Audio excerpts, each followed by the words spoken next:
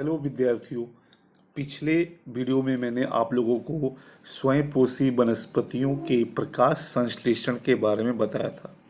आज हम लोग परपोषी वनस्पतियों के बारे में पढ़ेंगे। इसमें सबसे पहले हम लोग सहजीवी पोषण के बारे में देखेंगे। सहजीवी पोषण क्या होता है? जब दो या दो से अधिक सजीव एक साथ रहते हैं और एक साथ रहने के कारण एक दूसरे से भोजन, पोषण, संरक्षण और परस्पर आधार मिलता है, तो उसे सहजीवी पोषण कहते हैं। यानी कि जब दो सजीव एक साथ रहते हैं और उनके एक साथ रहने से एक दूसरे से उन्हें भोजन, पोषण, संरक्षण या आधार मिलता है, तो उसे सहजीवी पोषण कहते हैं। उदाहरण के तौर पर आप जो फफूंदी होती है वह कुछ वनस्पतियों के जड़ों पर पाई जाती है। यानी उस फफूंदी की जो वृद्धि होती है कुछ वनस्पतियों के जड़ों पर होती है। अब फफूंदी क्या करती है? वनस्पतियों के जड़ों से पोषक तत्व प्राप्त करती है। यानी जो फफूंदी है उसको जो पोषक तत्व चाहिए वो कहाँ से मिलता है? उसको वनस्पतियों की जड़ों से। इसके बदले में जो फफूंदी है वह जड़ों को लवण और पानी उपलब्ध कराती है। यानी कि यहाँ पर दो वनस्पति देखा आपने, एक फफूंदी और एक साधारण सी वनस्पति की जड़। तो जो फफूंदी होती है वह वनस्पतियों के जड़ों में पाई जाती है और वह जड़ों से पोषक तत्व अपने लिए ले लेती है और इसके बदले में वह जड़ों को लवण और पानी उपलब्ध कराती है। दूसरा उदाहरण आप देख सकते हैं कि शैवाल और कवक, ये दो एक साथ रहते हैं। अब कवक क्या करता है? कवक शैवाल को रहने के लिए स्थान देता है, पानी देता है और पोषक देता है। यानी कवक के कारण शैवाल को रहने के लिए स्थान, पानी और पोषक तत्व मिलता है। इसके बदले शैवाल क्या करता है? कवक को भोजन देता है, अन्न देता है। यानी एक दूसरे से उनको हेल्प मिल रही है। कवक से शैवाल को पानी, स्थान और पोषक तत्व मिल रहा है और शैवाल कवक को उसके बदले प्रकाश संश्लेषित अन्न देता है। इन दोनों के संबंध से जो वनस्पति उगती है उसको पत्थर फूल या लीचेन कहते हैं। तो आप इस दो उदाहरण से समझ गए होंगे कि जो दो वनस्पतियां जब एक दूसरे के साथ रहती हैं तो एक दूसरे के साथ के कारण उन्हें भोजन मिलता है, संरक्षण मिलता है, आधार मिलता है।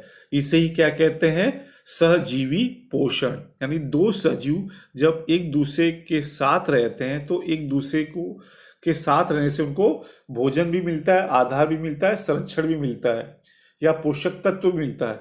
इसे ही हम कहते हैं सिम्बायोटिक न्यूट्रिशन यानी सहजीवी पोषण। विद्यार्थियों, अब हम लोग परपोषी वनस्पतियों के बारे में पढ़ेंगे। आप सब जानते ही हैं कि स्वयंपोषी वनस्पतियों में पर्णहरित नामक घटक पाया जाता है। इसके द्वारा वनस्पतियां प्रकाश संश्लेषण की क्रिया करती हैं और अपना भोजन प्राप्त करके जीवन यापन करती हैं। परंतु जिन वनस्पतियों में पर्णहरित नहीं पाया जाता तो वे अपना भोजन कैसे प्राप्त करेंगी? तो ऐसी वनस्पतियां जो प्रकाश संश्लेषण की क्रिया नहीं कर सकती, ये वनस्पतियां जो स्वयंपोषी वनस्पतियां होती हैं उनकी शाखाओं पर या तनों पर लिपट जाती हैं, उनको घेर लेती हैं और लिपट करके उनके तनों से या शाखाओं से जो पोषक तत्व है, जो उपयोगी पदार्थ है, भोजन है, उसको ग्रहण कर लेती हैं। यानी परपोषी वनस्पतियां जो प्रकाश संश्लेषण नहीं कर सकती, स्वयंपोषी वनस्पतियों के तनों से, शाखाओं से लिपट करके उनसे जो पोषक तत्व प्राप्त कर लेती हैं। जैसे अमरवेल, वृक्षदानी। यानी ये अमरवेल और वृक्षदानी जैसी वनस्पतियां स्वयंपोषी वनस्पतियों की शाखाओं और तनों से लिपट करके उनसे पोषक तत्व प्राप्त कर लेती हैं। ऐसी वनस्पतियों को परपोषी वनस्पतियां कहते हैं। तो आप समझ गए, जो वनस्पतियां अपना भोजन स्वयं नहीं बना सकती, अपना भोजन प्राप्त करने के लिए दूसरे वनस्पतियों पर निर्भर रहती हैं और उनसे अपना भोजन प्राप्त करती हैं, ऐसे वनस्पतियों को परपोषी वनस्पति कहते हैं। जैसे कि अमरवेल, ये क्या करते हैं? जो स्वयं पोषी वनस्पतियों के तनों और शाखाओं से लिपट करके उनसे पोषक तत्व प्राप्त कर लेते हैं। विद्यार्थियों, अब हम कीट भक्षी वनस्पतियों के बारे में जानकारी प्राप्त करेंगे। तो कुछ वनस्पतियां ऐसी होती हैं जो कीटकों का शिकार करके, भक्षण करके, उन्हें मार करके अपना भोजन प्राप्त करती हैं। हाँ, आपने सही सुना, जो वनस्पतियां कीटकों को खा जाती हैं, उनको मार करके अपना भोजन प्राप्त कर लेती हैं। तो ऐसी वनस्पतियों को कीट भक्षी वनस्पतियां कहते हैं। यानी ये वनस्पतियां जो होती स्वयं पोषी तो होती नहीं है या अन्य पेड़ों से अपना भोजन नहीं प्राप्त करती, ये सीधे जो कीटक होते हैं, जो कीड़े मकोड़े होते हैं, उन कीटकों को उनका शिकार कर लेती हैं और शिकार करके उनको मार करके अपना भोजन प्राप्त करती हैं। तो ऐसी वनस्पतियों को हम लोग कहते हैं कीट भक्षी वनस्पतियां। तो इसकी परिभाषा हो सकती है, जो वनस्पतियां कीटकों का शिकार करके, भक्षण करके अपना भोजन प्राप्त करती हैं, उन्हें हम कहते हैं कीट भक्षी वनस्पति। इसका एक उदाहरण आप जानते हैं, जो ड्रोसेरा है, संड्यू है, घटपर्णी है, ये सब वनस्पतियां जो होती हैं कीटकों को मार करके अपना भोजन प्राप्त करती हैं। ड्रोसेरा एक ऐसी वनस्पति जो है जो कीट भक्षी है।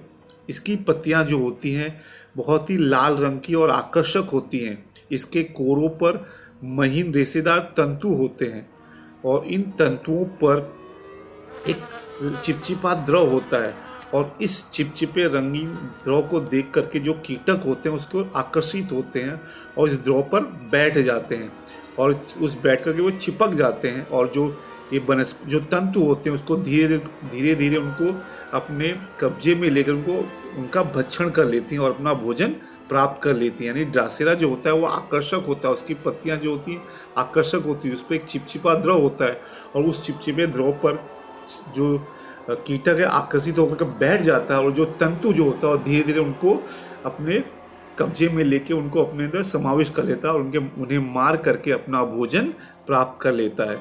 तो ड्रोसेरा जो है इसकी खोज 1737 में श्रीलंका के एक वैज्ञानिक जोनास बर्मन ने की थी, अतः उनके नाम से यह ड्रोसेरा बर्माई नाम का रखा गया है।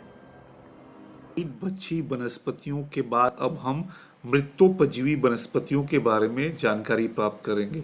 तो कुछ वनस्पतियां ऐसी होती हैं जो सजीवों के सड़े हुए मृत अवशेषों से भोजन प्राप्त करती हैं। यानी जो सजीव, जो वनस्पति मर जाती हैं तो जो उनके मृत अवशेष होते हैं उन अवशेषों से पोषक घटक प्राप्त करके अपना जीवन यापन करती हैं। इसे हम मृतोपजीवी वनस्पति कहते हैं। जैसे कि फफूंदी है, कुकुरमुत्ता है, कवक है, खमीर है, ये क्या करते हैं, जो वनस्पतियां मर जाती हैं उनके जो मृत अवशेष होते हैं उस पर अपना जीवन निर्भर करती हैं। तो ऐसे वनस्पतियों को मृतोपजीवी वनस्पति कहते हैं। जैसे कि कवक है। अब ये कवक क्या करता है, जो वनस्पतियां के जो मृत अवशेष होते हैं इन अवशेषों पर पाचक रस स्रावित करती हैं, यानी पाचक रस को गिराती हैं। तो पाचक रस जब इन मृत अवशेषों पर गिरते हैं तो उनके जो कार्बनिक पदार्थ होते हैं उसका विघटन होता है और इन कार्बनिक पदार्थों के विघटन के फलस्वरूप एक द्रावण तैयार होता है और इन द्रावण को वे अवशोषित करके अपना भोजन प्राप्त करते हैं। तो ये जो कवक था उसने क्या किया, जो मृत अवशेष थे उस पर उसने पाचक रस का स्राव किया और पाचक रस के कारण कार्बनिक पदार्थों का विघटन हुआ और विघटन के पश्चात जो द्रावण तैयार हुआ उसको अवशोषित करके वे अपना पोषक द्रव या पोषक भोजन प्राप्त कर लेते हैं। यानी आप समझ गए कि जो मृतोपजीवी वनस्पति होते हैं, मृतोपजीवी वनस्पति होते हैं, वे क्या करते हैं, मरे हुए प्राणियों के अवशेष से अपना पोषक तत्व या भोजन प्राप्त करते हैं। इन्हें मृतोपजीवी वनस्पति कहते हैं।